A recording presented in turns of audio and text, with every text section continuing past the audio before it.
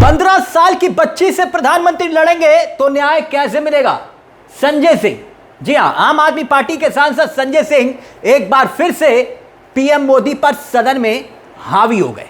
और इस बार जब संजय सिंह अपने ही अंदाज में दहाड़े तो निशाने पर कोई और नहीं बल्कि खुद पीएम मोदी का वो अंदाज था जिसमें उन्होंने कहा था कि जाओ बच्चों, मैंने तुम्हें माफ किया। अक्सर अपने आक्रामक अंदाज के लिए जाने जाने वाले संजय सिंह मोदी सरकार के नाक में दम कर रखा है। संजय सिंह ने 15 साल की बच्ची से प्रधानमंत्री के माफी मंगवाने वाले मुद्दे का एक बार फिर से यहां पर सदन के भीतर ही जिक्र कर दिया। बीजेपी तिलमिला उठी, सवाल यह तक उठा दिया कि आज उसी बच्ची को बलात्कार तक की धमकी मिल रही है। साथ ही सवाल यह भी कि भैया बताइए, हाईकोर्ट सुप्रीम कोर्ट में एससी एसटी ओबीसी के कितने जज हैं? उसी को लेकर दरअसल बात रखी जा रही थी और संजय सिंह ने यहां जिक्र भी किया और फिक्र भी किया और साथ ही 15 साल की उस बच्ची का मुद्दा भी सदन में उठा लिया। सुनिए जरा, फिर मामला कितना गंभीर है वो भी आपको दिखाएंगे। सुनिए। माननीय श्री संजय सिंह। धन्यवाद मान्यवर, आपने इस महत्वपूर्ण बिल पे मुझे अपनी बात कहने का मौका दिया।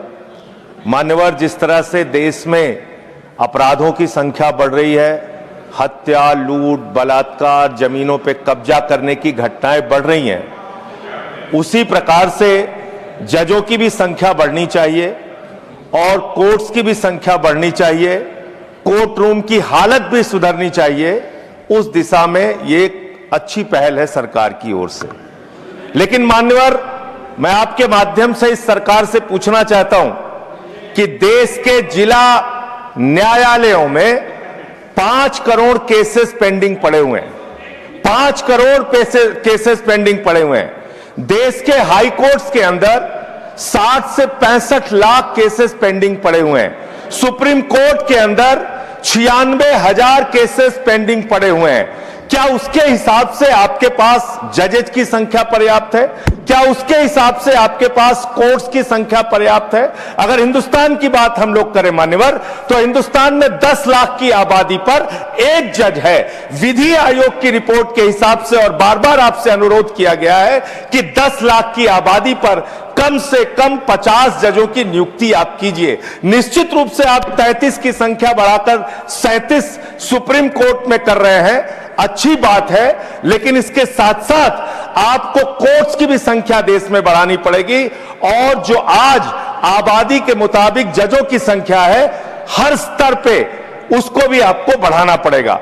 मान्यवर, मैं आपके माध्यम से यह सरकार से पूछना चाहता हूं, कांसीराम जी का नारा था, जिसकी जितनी संख्या भारी उसकी उतनी भागीदारी। आज मैं बड़ी विनम्रता पूर्वक आपसे पूछना चाहता हूं, सुप्रीम कोर्ट के जजेस में कितने पिछड़े समाज से हैं, कितने दलित समाज से हैं, कितने आदिवासी समाज से हैं, कितने समाज के वंचित तबके से आते हैं?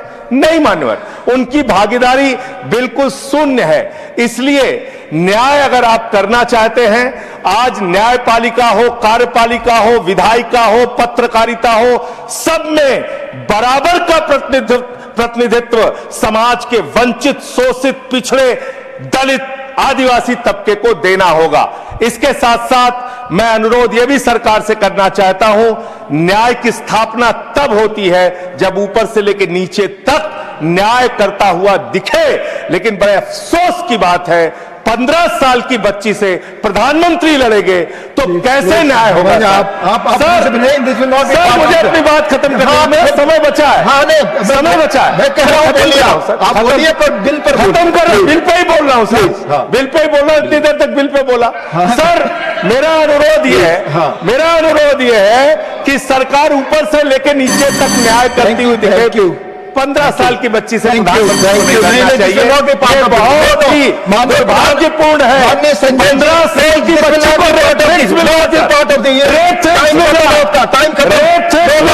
15 साल की बच्ची को कैसे? धन्यवाद।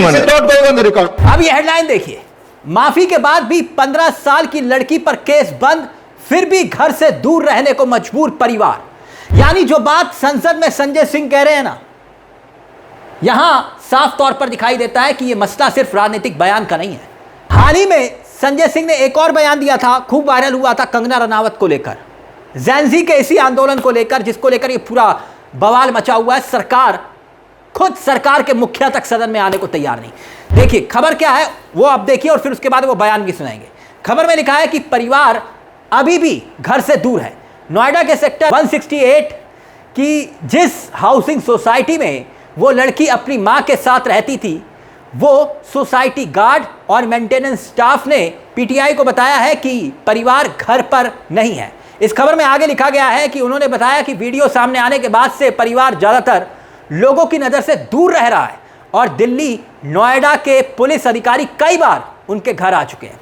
यानी दिल्ली और नोएडा के पुलिस के अधिकारी उनके घर आ चुके हैं। सोचिए वो परेशान कितना होगा परिवार। आगे देखिए, स्टाफ ने कहा कि उन्हें परिवार के मौजूदा ठिकाने के बारे में कोई जानकारी नहीं है।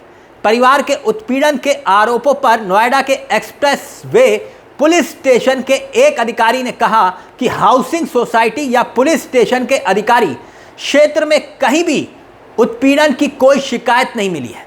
यानी ये खबर छपी है कि कई ऐसे प्रदर्शनकारी जो सामने आ रहे हैं, जो कह रहे हैं कि उनको आज भी टॉर्चर किया जा रहा है, परेशान किया जा रहा है, और उसी का जिक्र संजय सिंह कर रहे हैं। अब याद करिए, हाल ही में इन्हीं संजय सिंह ने बेधड़क अंदाज से कंगना रनावत, जी हाँ वही मैडम कंगना रनावत, इसी संसद में संजय सिंह ने थप्पड़ कांड की याद दिला दी थी कंगना रनावत को।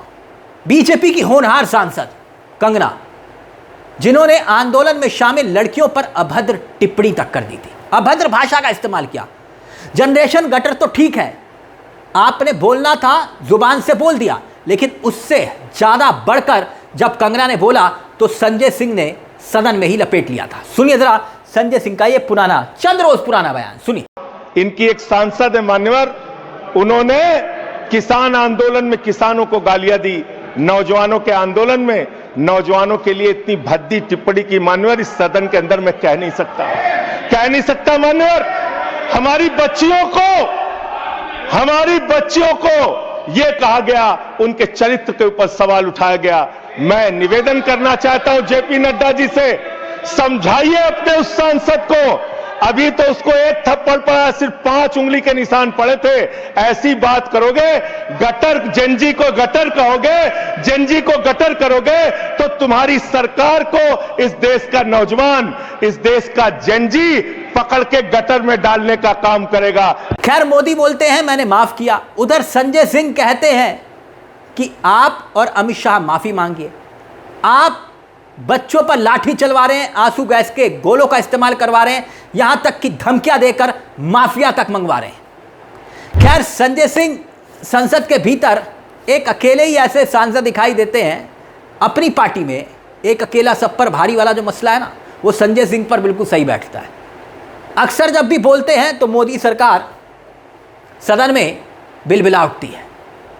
अब इस बार भी संजय सिंह ने वही अंदाज कि भैया 15 साल की उस बच्ची का भी यहां जिक्र कर लो, फिक्र कर लो। और खबरें छप रही हैं परिवार अब जो है घर से दूर है।